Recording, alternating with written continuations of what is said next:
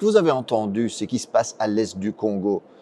Ça peut paraître loin, mais savez-vous que l'Europe y joue un rôle direct et mortifère? Alors commençons par le début. À l'est du Congo, au Kivu, la frontière avec le Rwanda, la guerre a causé environ 6 millions de morts. Certains estiment d'ailleurs que la moitié de ces morts seraient des enfants, imaginez-vous. Alors aujourd'hui, on parle surtout du groupe dit rebelle du M23 qui déstabilise la région. Et en fait, avec l'aide du Rwanda, ce groupe occupe aujourd'hui une partie du territoire congolais. Et le rôle du régime rwandais est fondamental. Les Nations Unies ont constaté que le Rwanda ne livre pas seulement des armes ou de l'argent, mais a même des soldats sur place. Le secrétaire général des Nations Unies, Antonio Guterres, a d'ailleurs appelé le régime rwandais de Kagame à cesser de soutenir le M23 et à se retirer du territoire de la République démocratique du Congo. Parce qu'il s'agit vraiment en fait d'une violation de la souveraineté du Congo et du droit international. Et que va chercher le régime rwandais en République démocratique du Congo? En fait, cette région est hyper riche en minerais, ressources naturelles, notamment le cobalt et le coltan. Ce sont des minerais essentiels pour les multinationales européennes qui servent entre autres pour les smartphones, les batteries, mais qui sont aussi utilisés dans l'industrie de la défense, dans la transition verte, l'aéronautique. Et donc, le Kivu contient 60% des réserves mondiales de coltan à lui tout seul. Imaginez-vous l'importance stratégique de cette région. En d'autres mots, la guerre, les massacres, la déstabilisation à l'est du Congo arrangent bien ceux qui veulent voler les richesses naturelles, les matières premières du Congo. Et sans surprise, un groupe d'experts des Nations Unies a constaté qu'en 2023, le Rwanda a enregistré une hausse sans précédent de ses exportations de coltan, une augmentation de 50% par rapport à l'année précédente.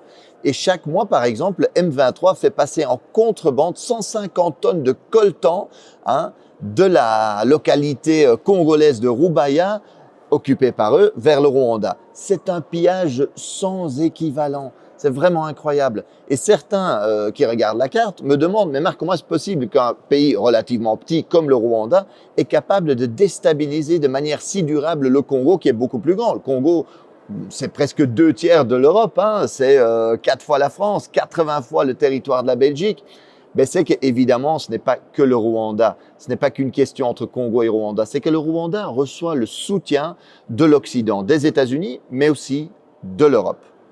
Chaque année, l'Union européenne offre par exemple des dizaines de millions d'aides à l'armée rwandaise. La Pologne a même promis toutes les armes, toutes les technologies militaires dont le régime aurait besoin. Et dans le cadre du programme Global Gateway, l'Europe a promis des investissements de 900 millions au Rwanda.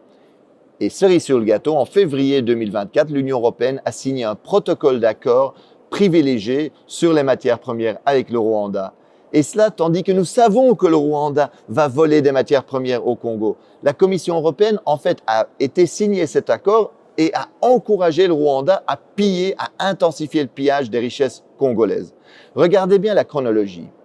En fait, en février 2024, la Commission européenne va signer cet accord sur les matières premières avec le Rwanda. Et à peine 2 mois plus tard, en avril 2024, le M23 occupe la localité de Rubaya, qui représente 15% de la production mondiale de coltan, minerai stratégique. Chaque mois, aujourd'hui, 150 tonnes de coltan passent de là-bas vers le Rwanda, dans les mains, sans doute, de multinationales. Le vol et le pillage, c'est ça l'impérialisme concrètement aujourd'hui. Et d'ailleurs, il y en a qui rêvent d'occuper durablement l'est du Congo en coupant le Congo en petits bouts.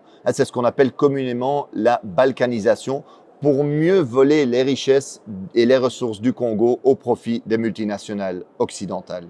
Dans le Financial Times, l'expert Jason Stearns est clair. Cette guerre pourrait se terminer relativement rapidement. Il rappelle qu'en 2012, en fait, le M23 avait été battu. Et ce n'était pas seulement à cause de l'action de l'armée congolaise et de ses alliés du Sud qui avaient battu militairement le M23. C'est aussi parce que les soutiens internationaux du régime rwandais avaient suspendu son financement. Et que donc, eux, ils avaient dit, voilà, à cause du rôle que vous jouez au Congo, ben on ne va plus vous financer. Barack Obama avait appelé Kagame pour lui dire d'arrêter le M23. En d'autres mots, si l'Occident aujourd'hui ne sponsorisait pas cette guerre, elle pourrait prendre fin très rapidement. Et on pourrait éviter, on aurait pu éviter déjà beaucoup de ces morts, beaucoup de ces victimes innocentes aujourd'hui en Congo.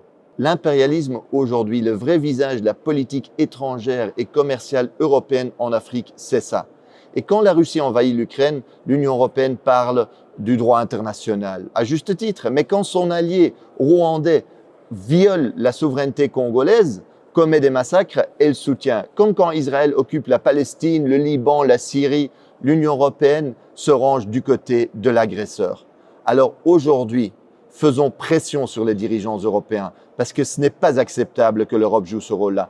Alors il est possible aujourd'hui de faire pression, c'est nécessaire pour que l'Europe arrête sa complicité avec les crimes sur place. Alors envoyons un message à Ursula von der Leyen, présidente de la Commission européenne, ou à la ministre des Affaires étrangères de l'Union européenne, Kaja Kallas. Envoyez-leur un message par les réseaux sociaux, envoyez-leur cette vidéo-ci. Et en plus, mobilisez-vous dans la rue parce qu'il faut mettre la pression sur nos gouvernements aujourd'hui.